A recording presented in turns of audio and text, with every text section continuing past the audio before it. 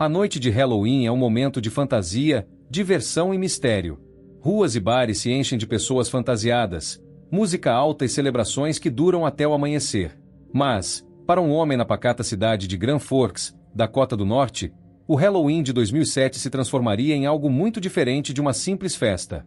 Na noite de 27 de outubro de 2007, Joel Lovelin, um homem conhecido por sua gentileza e sorriso fácil, saiu para se divertir com sua noiva em um bar movimentado da cidade. Para ele, aquela era mais uma noite especial ao lado de amigos e da mulher com quem estava prestes a se casar.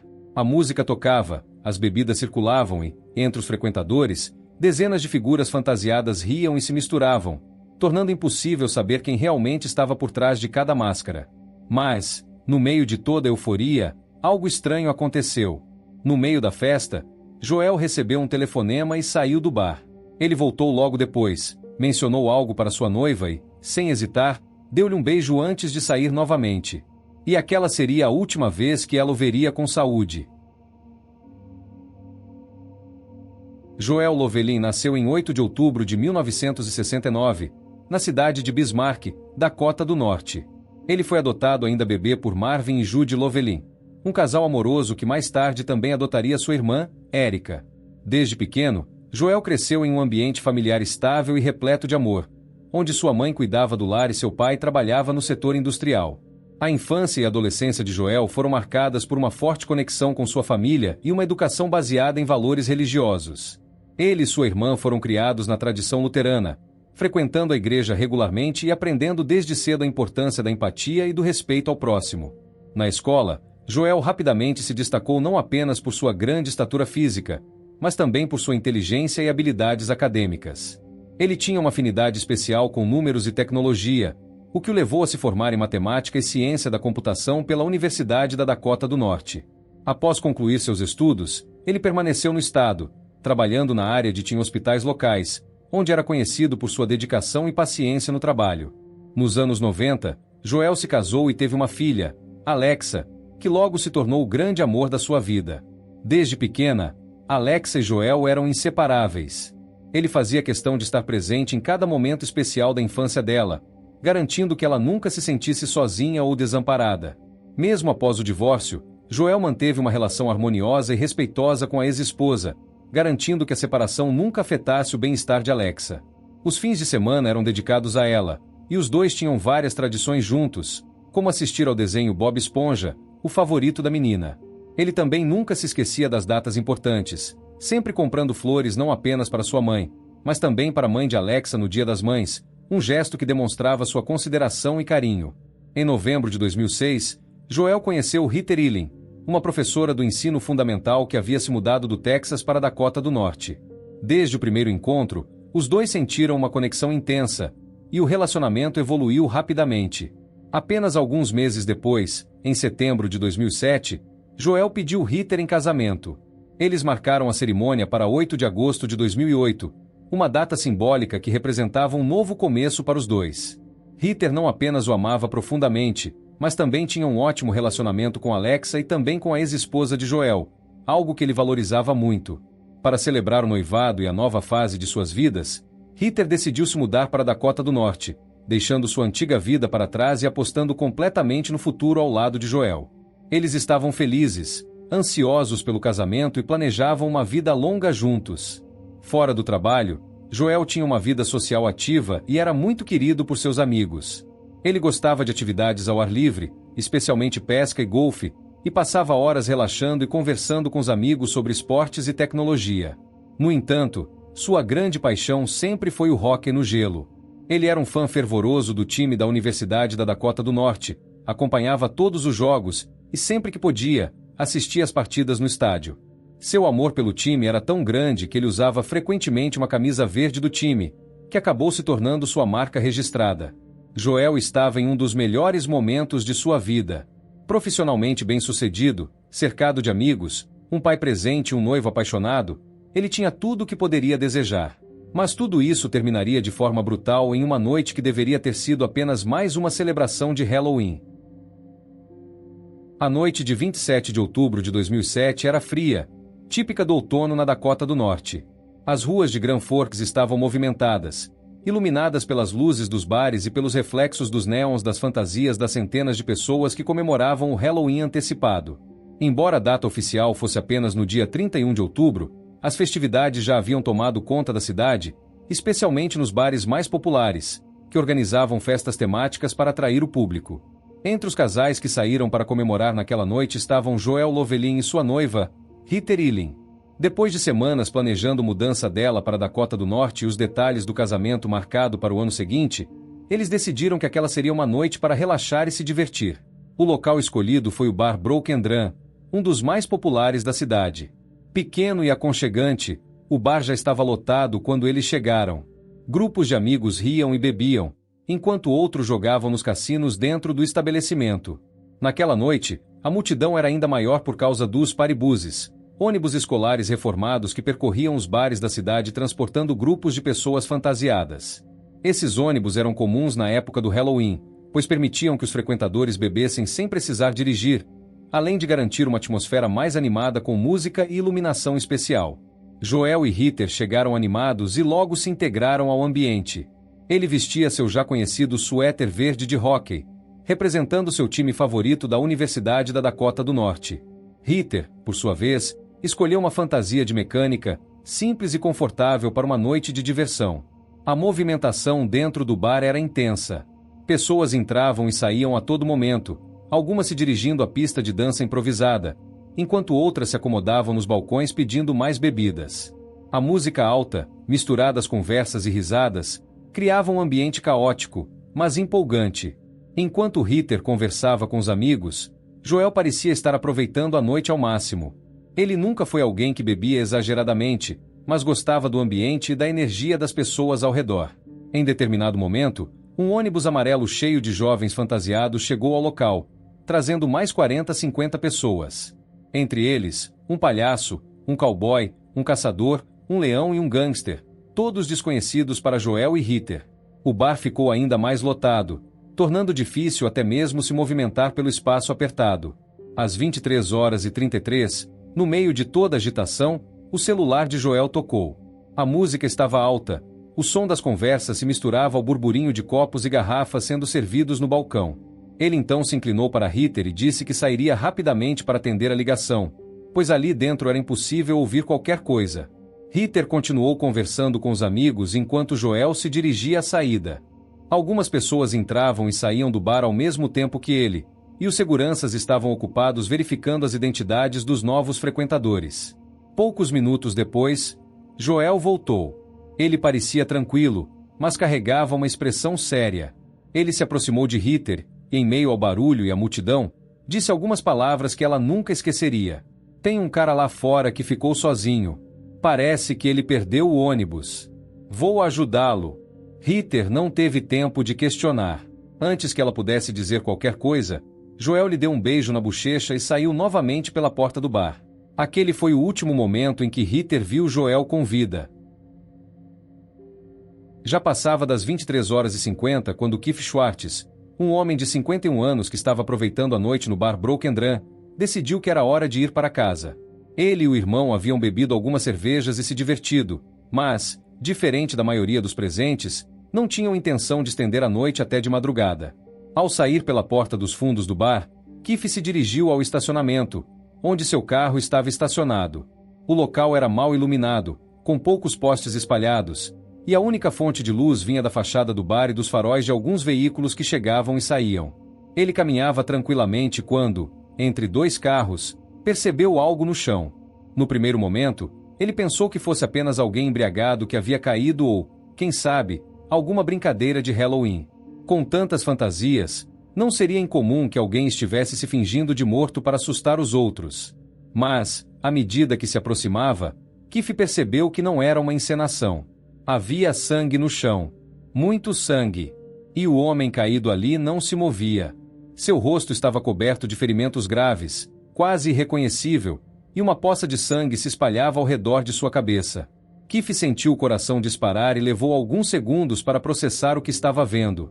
Quando percebeu a gravidade da situação, pegou o telefone e discou 911. A atendente atendeu rapidamente. Keith tentava manter a calma, mas sua voz tremia ao responder. Tem um homem aqui, no estacionamento do Broken Drum. Ele está gravemente ferido. Tem muito sangue. Ele precisa de ajuda agora. A atendente fez algumas perguntas para obter mais detalhes, enquanto as equipes de emergência eram enviadas para o local. A ligação durou menos de 1 minuto, mas parecia ter levado uma eternidade. Depois de desligar, Keith correu de volta para dentro do bar. Ao abrir a porta, seu olhar assustado chamou a atenção de algumas pessoas, mas ele nem tentou disfarçar o desespero. Ele gritou para chamarem uma emergência porque um homem estava sangrando muito no chão. A música continuava alta, e a maioria dos clientes ainda estava concentrada em suas bebidas e conversas, mas o aviso se espalhou rapidamente. Algumas pessoas começaram a se dirigir para a saída, curiosas ou preocupadas. Entre elas, Heather Illing, a noiva de Joel, que, ao ouvir a confusão, sentiu um arrepio percorrer sua espinha. Ela olhou ao redor, procurando por Joel no meio da multidão. Ele ainda não havia voltado. Uma onda de preocupação tomou conta dela. Acompanhada por um dos seguranças do bar, Heather seguiu para o estacionamento. Assim que atravessou a porta e avistou a movimentação ao redor de um corpo no chão, sentiu o mundo girar por um instante. Ela não precisou se aproximar muito para reconhecer o suéter verde de hóquei. Joel estava deitado no asfalto frio, sem se mexer. Seu rosto, que horas antes estava cheio de vida, agora estava ensanguentado e irreconhecível. O sangue ensopava sua roupa. Heather tentou correr até ele, mas foi segurada pelo segurança. Os paramédicos chegaram poucos minutos depois, com as luzes vermelhas e azuis da ambulância iluminando o estacionamento escuro. 2 deles se ajoelharam ao lado de Joel, enquanto um terceiro verificava rapidamente seus sinais vitais. Apesar da gravidade dos ferimentos, ele ainda estava vivo, mas sua condição era crítica. Os paramédicos começaram a trabalhar rapidamente, tentando estabilizá-lo. Um deles tentou abrir suas vias respiratórias, enquanto o outro verificava sua pulsação. As lesões faciais eram severas, e havia sangue bloqueando sua respiração. Ele foi colocado na maca com urgência e levado para dentro da ambulância. O destino era o próprio hospital onde ele trabalhava. Heather não conseguia se mover. Seu corpo estava em choque, sua mente tentando encontrar alguma explicação para o que estava acontecendo. Apenas algumas horas antes, eles estavam juntos, sorrindo e fazendo planos para o futuro. Agora, Joel estava sendo levado em uma ambulância, lutando pela vida. O veículo partiu com as sirenes cortando o silêncio da noite. Mas, naquele momento, Heather já sabia que algo estava muito errado. Ela não sabia, mas aquela havia sido a última vez que viu Joel com vida. Quando chegaram no hospital, os médicos já sabiam que as chances de sobrevivência de Joel Lovelin eram praticamente inexistentes. Ele havia perdido muito sangue, e os ferimentos em seu rosto eram tão graves que seu crânio estava praticamente irreconhecível. Apesar dos esforços da equipe médica, não havia nada que pudesse ser feito. Pouco depois de dar entrada no hospital, Joel foi declarado morto. Na manhã do dia 28 de outubro de 2007, a médica legista iniciou a autópsia para determinar a causa exata da morte. O exame revelou que Joel sofreu uma série de golpes brutais na face, resultando em fraturas múltiplas nos ossos do crânio. A força dos impactos foi tão intensa que destruiu sua estrutura facial, tornando impossível que ele respirasse normalmente. Além dos ferimentos na cabeça, foi constatado um grave sangramento interno. O exame indicou que Joel provavelmente se sufocou com o próprio sangue, já que as fraturas impediram sua respiração, e a hemorragia intensa obstruiu suas vias aéreas. Um detalhe intrigante chamou a atenção da equipe forense: não havia sinais de defesa em seu corpo. Suas mãos e braços estavam praticamente intactos, sem escoriações, arranhões ou hematomas que indicassem que ele tentou se proteger dos golpes. Isso sugeria que Joel foi atacado de surpresa e não teve sequer a chance de reagir. Outro ponto que levantou questionamentos foi a presença de um acúmulo anormal de sangue na região genital. Os legistas não conseguiram determinar com certeza o que poderia ter causado isso. Não havia indícios claros de agressão sexual, mas a concentração de sangue naquela área indicava que ele pode ter sofrido um golpe violento no baixo ventre antes de cair ao chão. A análise também revelou uma grande laceração na parte de trás da cabeça, possivelmente causada pelo impacto contra o asfalto. Isso levantou a hipótese de que, além dos golpes recebidos, Joel pode ter sido derrubado ou empurrado com força contra o chão, agravando ainda mais seus ferimentos. O enterro de Joel Lovelin ocorreu em 1º de novembro de 2007, apenas alguns dias após o brutal assassinato. A cerimônia foi realizada na igreja luterana que Joel frequentava desde a infância, cercada de amigos, familiares e colegas de trabalho. Sua noiva, Rita Erilin, estava inconsolável, assim como sua filha Alexa e sua mãe Judy. Durante o funeral, um tributo especial foi feito em homenagem à paixão de Joel pelo hóquei antes de uma das partidas do time da Universidade de Dakota do Norte, do qual Joel era um torcedor fanático. No local do crime, uma pista crucial foi encontrada próxima ao corpo, uma pata amarela de fantasia, manchada de sangue. Inicialmente, os investigadores não tinham certeza sobre a origem do objeto. Com base nessa evidência, a polícia começou a procurar alguém que estivesse usando um traje compatível naquela noite. A noiva de Joel, Rita, relatou que ele havia saído para ajudar alguém que disse ter sido deixado para trás pelo ônibus, o que levantou suspeitas sobre quem mais poderia estar envolvido. A polícia começou a reunir informações sobre o ônibus e seus passageiros. Jennifer Alter, uma das pessoas que estavam no ônibus, forneceu detalhes importantes. Ela explicou que cerca de 40 a 50 pessoas estavam no veículo naquela noite, organizado por Bryce Larson, que estava fantasiado de cowboy. Com essas pistas, as autoridades enviaram unidades para bares próximos, tentando localizar o ônibus e identificar seus ocupantes. Conforme avançavam nas investigações, conseguiram encontrar algumas das pessoas que estavam no ônibus, incluindo indivíduos que se lembravam de ter visto Joel no estacionamento. A polícia rapidamente reduziu sua lista de 50 homens para apenas 6 homens fantasiados que foram vistos no bar e na área do estacionamento.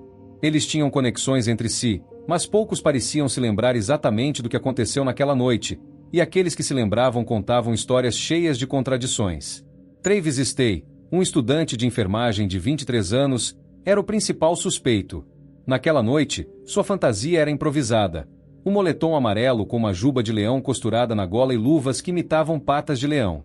Várias testemunhas relataram que Travis se envolveu em uma briga com um homem fantasiado de caçador pouco antes do crime. O confronto aconteceu do lado de fora do ônibus, no estacionamento, e os ânimos se exaltaram rapidamente. O caçador, identificado mais tarde como James Vrey, disse que Travis estava muito bêbado e agressivo. Eles trocaram empurrões e socos, e James acertou Travis no rosto com um golpe forte o suficiente para fazê-lo cair no chão. A briga foi separada por outros passageiros do ônibus. James pôde entrar e seguir com o grupo para outro bar, mas Travis foi deixado para trás, ainda no estacionamento do Broken Drum, o mesmo local onde Joel foi encontrado morto minutos depois. Durante a investigação, Travis se apresentou voluntariamente à polícia, o que surpreendeu os detetives. Ele parecia confuso e alegou não lembrar de quase nada daquela noite. Segundo ele, havia bebido demais e acordado apenas no dia seguinte, sem memória do que aconteceu entre a briga e o momento em que chegou em casa. Outro homem que rapidamente chamou a atenção da polícia foi John Desiel, de 22 anos, que estava fantasiado de palhaço naquela noite. Poucas horas depois do crime, John foi encontrado chorando em um bar próximo, o que despertou suspeitas. Quando os policiais o abordaram, ele disse que estava chorando por causa de uma briga com sua namorada. Os detetives acharam sua explicação estranha, especialmente porque John parecia nervoso e hesitante.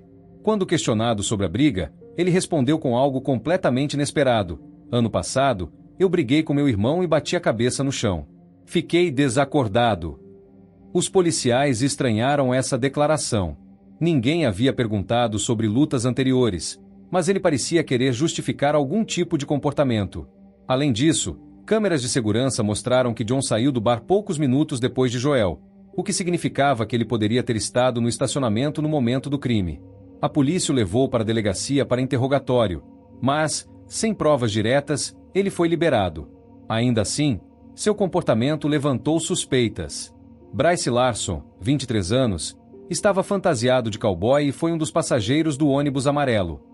Seu comportamento durante a investigação foi altamente suspeito desde o início. Quando a polícia começou a fazer perguntas, Bryce forneceu um nome falso e apresentou uma identidade falsa. Ele foi agressivo com os investigadores e parecia não querer colaborar. O que mais chamou a atenção dos detetives foi sua reação ao ser questionado sobre o crime. Antes mesmo de os policiais revelarem a identidade da vítima, Bryce perguntou: "Vocês querem saber sobre o cara da camisa verde?"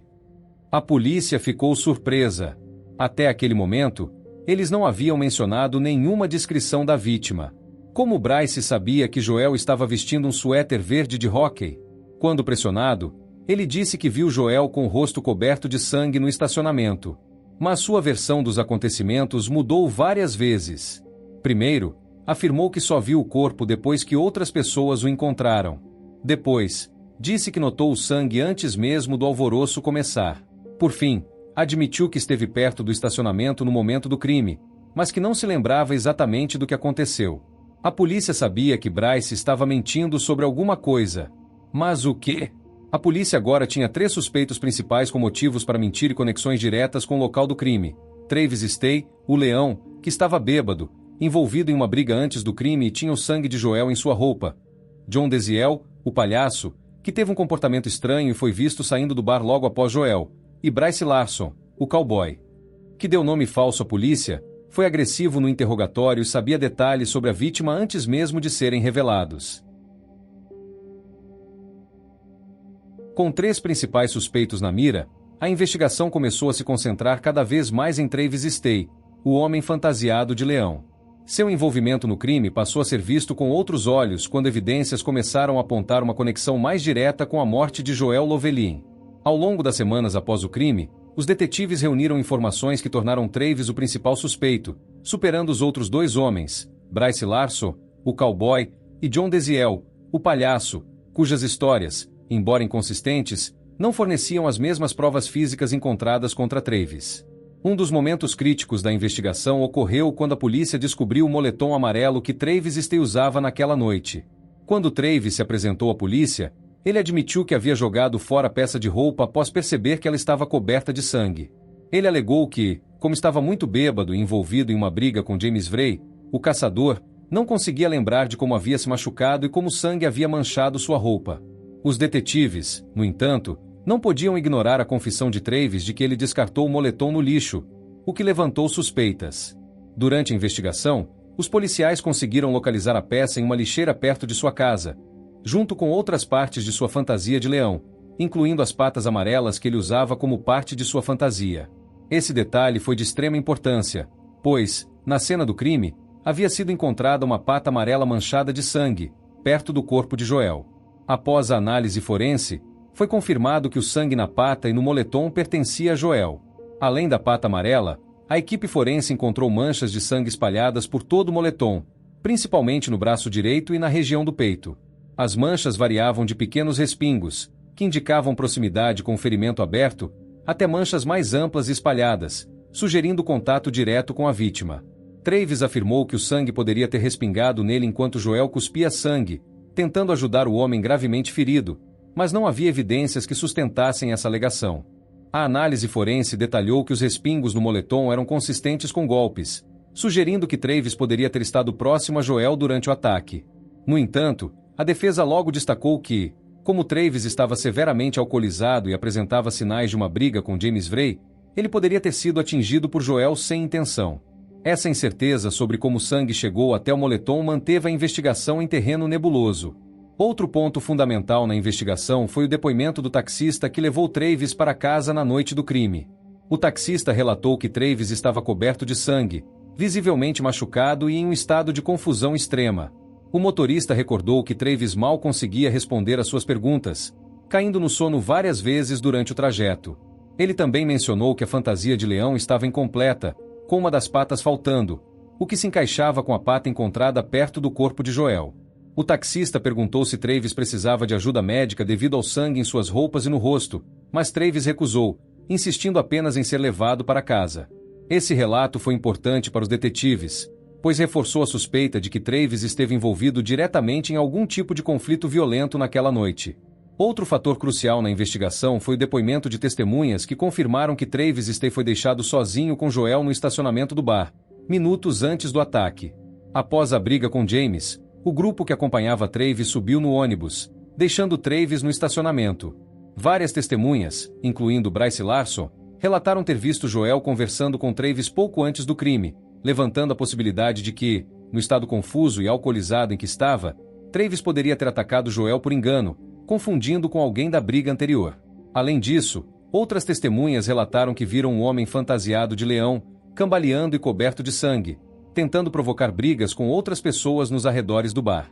Um homem chamado Steven relatou que, enquanto voltava para casa naquela noite, Travis tentou atacá-lo, mas estava tão embriagado que acabou errando socos e caindo no chão.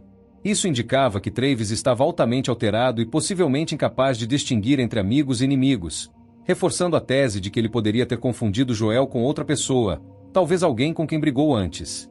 Com o sangue de Joel encontrado em sua roupa, a pata amarela correspondendo à fantasia de Travis, e os relatos de comportamento errático e agressivo naquela noite, os detetives concluíram que havia evidências suficientes para prender Travis Stay.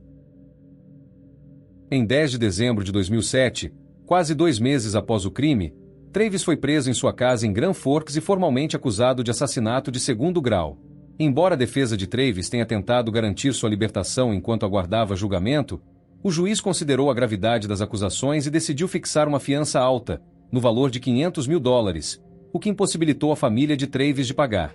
Assim, ele permaneceu sob custódia no centro de detenção do condado de Grand Forks enquanto sua defesa preparava os argumentos para o tribunal. Ao longo dos meses que antecederam o julgamento, a defesa insistiu na inocência de Travis, alegando que ele foi vítima das circunstâncias e que sua embriaguez o tornava incapaz de lembrar dos acontecimentos com precisão. À medida que o julgamento se aproximava, a tensão na comunidade aumentava. Todos esperavam por respostas, e a imagem de Travis Stay, um estudante de enfermagem aparentemente promissor, contrastava com a brutalidade do crime. Agora, era o momento de o tribunal decidir se Travis era culpado ou se, como ele e seus advogados afirmavam, ele era apenas mais uma vítima das circunstâncias daquela trágica noite de Halloween. O julgamento de Travis Stay começou no final de 2008, atraindo grande atenção da mídia e da comunidade local de Grand Forks. A acusação alegava que Travis havia assassinado Joel Lovelin na noite de Halloween de 2007, depois de ser deixado sozinho com a vítima no estacionamento do bar Broken Drum. No entanto, a defesa argumentava que Travis era inocente, apontando para várias inconsistências nas evidências e nos depoimentos das testemunhas. A linha de defesa focou em alguns pontos-chave que enfraqueciam a acusação. Em primeiro lugar, os advogados de Travis ressaltaram as diferenças físicas entre ele e Joel. Travis era significativamente menor e mais leve, com 1,75 m e 72 kg, enquanto Joel era um homem muito maior, com 1,95 m e 108 kg. A defesa argumentou que Travis, embriagado e exausto após a briga com James Vrey, não teria força necessária para derrubar e espancar alguém do porte de Joel, ainda mais a ponto de causar os graves ferimentos que levaram à sua morte. Outro ponto importante levantado pela defesa foi o sangue de Joel encontrado na roupa de Travis. A acusação apresentou isso como evidência de que Travis havia participado diretamente do ataque, mas a defesa ofereceu uma explicação alternativa. O sangue poderia ter caído em Travis enquanto Joel cuspia sangue devido aos ferimentos, sugerindo que Travis estava tentando ajudar Joel e não atacá-lo. Além disso, ninguém viu Travis atacando Joel. Embora várias testemunhas tenham confirmado que os dois estavam juntos no estacionamento, ninguém relatou ter visto um ataque físico direto. A defesa argumentou que a falta de uma testemunha ocular era uma lacuna significativa no caso da acusação. Um dos momentos mais importantes do julgamento ocorreu quando a defesa revelou que o ônibus amarelo, o mesmo que transportava outros passageiros fantasiados, incluindo James Vrey, Bryce Larson e John Desiel, ainda estava no estacionamento no momento em que Joel foi atacado. Isso significava que outros passageiros ainda estavam por perto e poderiam ter cometido o crime. Testemunhas inicialmente haviam afirmado que o ônibus já havia partido, mas, após uma análise mais cuidadosa das câmeras de segurança, ficou claro que o veículo não havia deixado o local antes do ataque. Essa revelação foi um golpe significativo contra a acusação, pois levantava a possibilidade de que outros passageiros, ainda presentes no local, poderiam ter agredido Joel. A defesa sugeriu que o foco excessivo da polícia em Travis havia desviado a atenção de outros possíveis agressores, como Bryce, John, ou até mesmo um desconhecido que poderia estar no estacionamento naquela noite. Após dias de argumentos e testemunhos, o júri finalmente se retirou para deliberar. Depois de poucas horas, o veredicto foi anunciado. Travis Stay foi considerado inocente da acusação de assassinato. Embora as evidências forenses o conectassem à cena do crime, o júri concluiu que havia dúvidas razoáveis suficientes para isentá-lo de culpa, especialmente considerando as lacunas no caso da acusação e a possibilidade de que outros poderiam ter cometido o crime. Para Ritter, a perda de Joel foi devastadora. Eles haviam acabado de ficar noivos e estavam planejando seu casamento para o simbólico dia 8 de agosto de 2008. O relacionamento que floresceu rapidamente e que prometia um futuro repleto de amor e companheirismo foi interrompido de maneira brutal, deixando Ritter sem chão. Depois da morte de Joel, Ritter tentou seguir em frente com sua vida, mas as cicatrizes emocionais permaneceram profundas. Ela deixou Grand Forks pouco depois do julgamento, buscando um recomeço em outro lugar, longe das memórias dolorosas que a perseguiam. Apesar da dor, Ritter tentou manter vivo o legado de Joel. Ela continuou em contato com Alexa, mantendo a promessa de ser uma figura de apoio na vida da filha de Joel, reforçando o laço que haviam construído enquanto Joel ainda estava vivo. No entanto, o trauma daquela noite jamais seria totalmente superado. A violência inexplicável de sua perda foi algo com que ela teve que aprender a conviver diariamente. Apesar da absolvição de Travis Stay, o mistério sobre quem matou Joel Lovelin permanece sem solução. A polícia de Grand Forks admitiu que o foco excessivo em Travis pode ter deixado outras pistas cruciais de lado. Embora Travis tenha sido liberado, a investigação foi, de certa forma, prejudicada, e outros suspeitos, como Bryce Larson, John Desiel e Mitchell Dolan, nunca foram formalmente acusados.